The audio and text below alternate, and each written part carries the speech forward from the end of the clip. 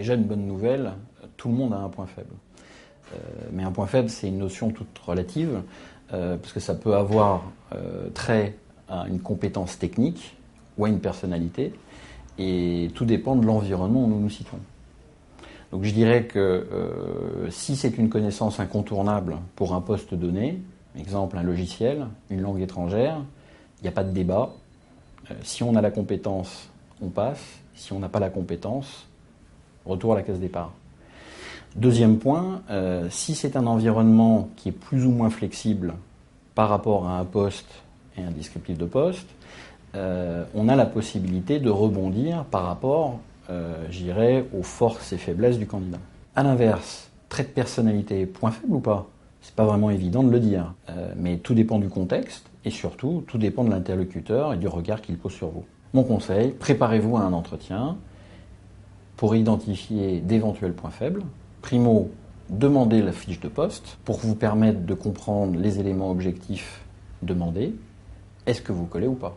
Deuxio, lisez attentivement le site internet qui vous permettra de glaner un certain nombre d'informations sur la culture et la dimension de la société.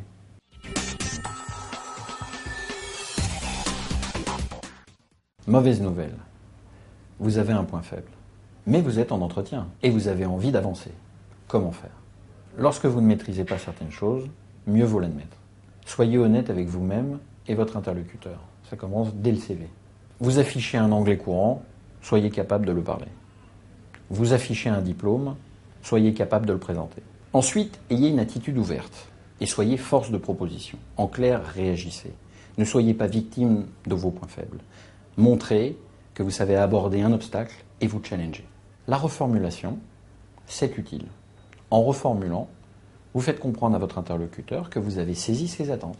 Autre chose utile, questionnez votre interlocuteur sur ses priorités pour savoir si vos lacunes en sont réellement au regard de son cahier des charges.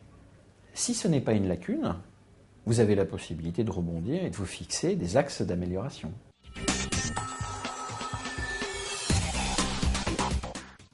Attention à la suradaptation. Vous risquez de vous épuiser et de perdre votre motivation en vous éloignant de vous-même. On peut améliorer un point faible en restant soi-même. Autant que faire se peut, il faut identifier des entreprises qui vous correspondent. Ne pas se mentir, c'est important. Cela suppose de bien se connaître sur un plan personnalité et compétence. Mais au-delà d'une compétence et d'une personnalité qu'on a ou qu'on n'a pas, il importe de garder son énergie et de savoir jusqu'à quel point on veut transformer un point faible. Sans volonté de changer, il est difficile de bouger les lignes. Vous ne connaissez pas un logiciel, vous ne parlez pas une langue étrangère, pensez à la formation. Quels que soient les axes d'amélioration que vous vous fixez, le travail sur soi est important. Enfin, n'oubliez pas votre entourage professionnel et personnel. Il a des choses à vous dire qui peuvent être riches d'enseignements.